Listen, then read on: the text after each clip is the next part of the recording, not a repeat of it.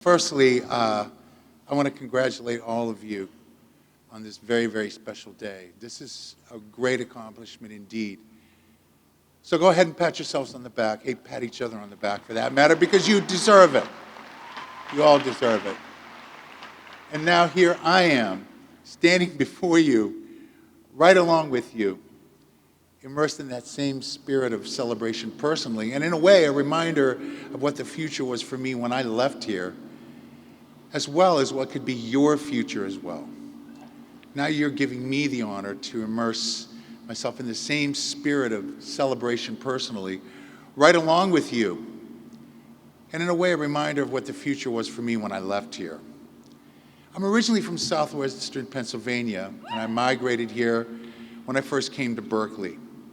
My family lives here, and in fact are here to celebrate with me and with us all, as well as my amazing wife Miriam, who is an amazing pianist, Genevieve, Iris, and Rose.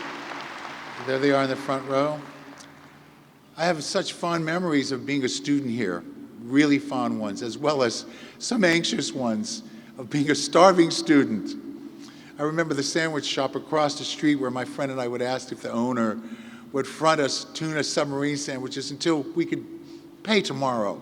And he did. He always knew and was willing to help us. We'd go and get a slice and an orange juice combo.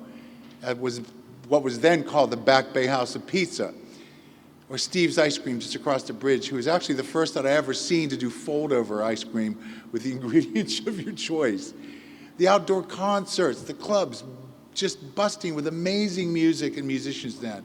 Rascal or Pooh's Pub, bands like Stanton Davis's Ghetto Mysticism, Barrett Hersey's Year of the Year, Kimo Williams' big band, the Pomaloo Symphony, actually in which Kenwood Denard played. It was so ripe and plentiful. Hauling my drums from Mass Ave to Boylston for a 9 a.m. ensemble in the snow. I put the bass drum on top of my trap case on wheels and wheeled it over there really carefully. Was it worth it? Absolutely, absolutely. And now here I stand again, 50 years later, 50 years. If you had told me 50 years ago that I would be standing here before you today and celebrating with you, I probably would have shook my head in disbelief. 50 years, that's half a century. It's almost incomprehensible to me. You know, they say that time flies, but don't ever say that to a drummer, so. It really does, especially as it goes on. It seems to accelerate as we age. We elders can wax nostalgic, yet we can also be the highway patrol of things to come, warning the youth of roadblocks and potholes ahead that all of us that have come before have trodden. This could be and might be the best use of our experience and any wisdom that we've gained to pass that on to the younger in a way that doesn't alienate, but rather in a way that shows genuine concern and care. So much happens in 50 years. I remember when I was a child watching TV, I saw adults, and to me, everyone was 50. Any adult. They went straight from childhood to 50. Not 25, not 35. What's that anyway? That was my childhood mind then. No, 50. It's interesting, isn't it? Yet 50 years ago, Berklee was the same vibrant place that it is now, full of hope, knowledge, and the excitement of what our future could hold, what we wanted it to be, and what we hoped it would be. I remember the excitement when I arrived on that very first day. I've arrived. Here I am in the place that will be more than just a boot camp, but a slow cooker to gain knowledge that would stick, a crucible to buckle down and hone my skills with that knowledge and get constant and real and necessary and honest feedback from my professors and my peers. This is invaluable, and it happens over time. Gaining all of that here, in this environment, in that way is how one develops and blossoms into that person that's ready to be launched into the world, before and after. Your imagination is engaged here in a constant, real-time feedback loop with others that can only happen with that in-person engagement. And as that's happening, as you're immersed in all of it, you develop a camaraderie and friendships that often last a lifetime. I have. I was here during a hallowed time in which so many of my friends and peers went on to do great things, and we're still friends and colleagues to this day. Many of them are well known. Steve Smith, as we had mentioned before, John J.R. Robinson, Mike Stern, Kenwood Denard, whom you all know, the late great Chuck Loeb, Rich Gibbs, Jamie Glazer, the late great Emily Remler, and so many more. One of my colleagues that I've recorded with so many times is my dear longtime friend, bassist Neil Stubenhouse, who was a teacher here as well at that time.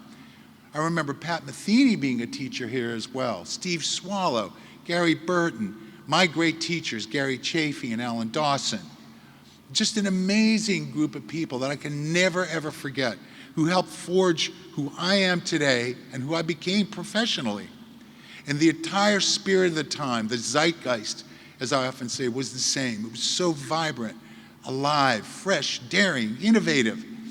You know, it was a time which some of the most innovative and creative music was still being born, changing the whole trajectory of music, as well as giving us more than just a glimpse of what is possible. And now, I see the same possibilities embodied in every one of you today on this springboard with a sense of accomplishment and confidence and excited anticipation of what's to come.